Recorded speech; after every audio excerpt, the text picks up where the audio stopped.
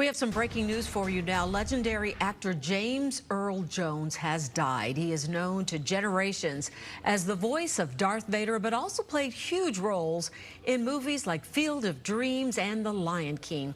Jones' career goes way back to Broadway in the 1950s. He was 93 years old. Our Jake Hamilton joining us by phone to discuss his legacy. And Jake, you know, you're the foremost authority, at least in our building, on all things Star Wars. But I want to take a wider look at the man and his career. And if you could kind of sum up what he meant to Hollywood, what he meant to the African-American community, both on stage and on screen.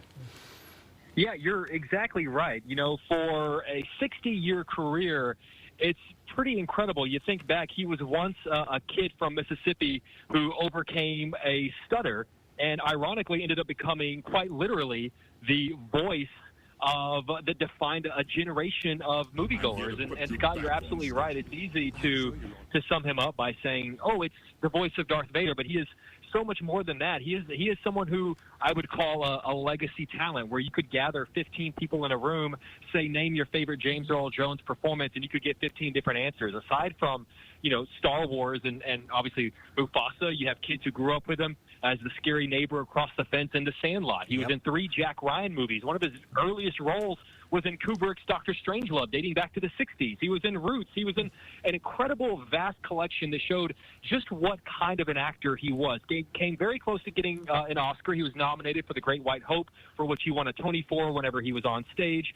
But just an unbelievable talent, but also someone of a lot of humility. You know, when he did Star Wars as Darth Vader, the first 2 films, he demanded that he not be given credit because he wanted the credit to go to David Prowse, who was the man who was physically in the suit.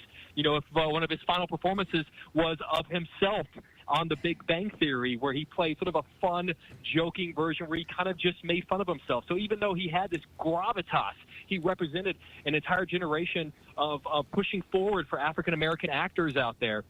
He also knew how to make fun of himself and not take himself too seriously. I'm honestly getting chills just thinking about his incredible legacy. 93 years, a wide variety of performances that show you that he's not just, you know, one of the greatest actors that was working recently, but one of the greatest actors of all time. Now, Jake, I remember you and I talking about him over the last few years, and there had been some talk that he wasn't doing his best. But what do you remember about his latest role? Was it his voice? Was it used again for later episodes in Star Wars or something? Well, his very last role was reprising his character of the King in the Coming to America sequel.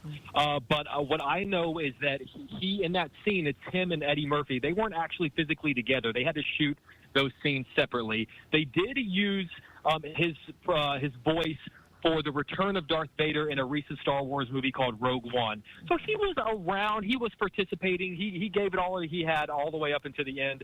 But, you know, even, you know, as it happens, you know, your voice wears and you get a little bit older. But, you know, even his final performance in the Coming to America sequel, there was definitely that glimmer where you just can't help but go, oh, he still got it. A long and distinguished career. Jake, appreciate your thoughts as we mourn the loss of James Earl Jones. Thanks so much. Yeah, and what a voice, what an actor. Yeah, no kidding. Amazing.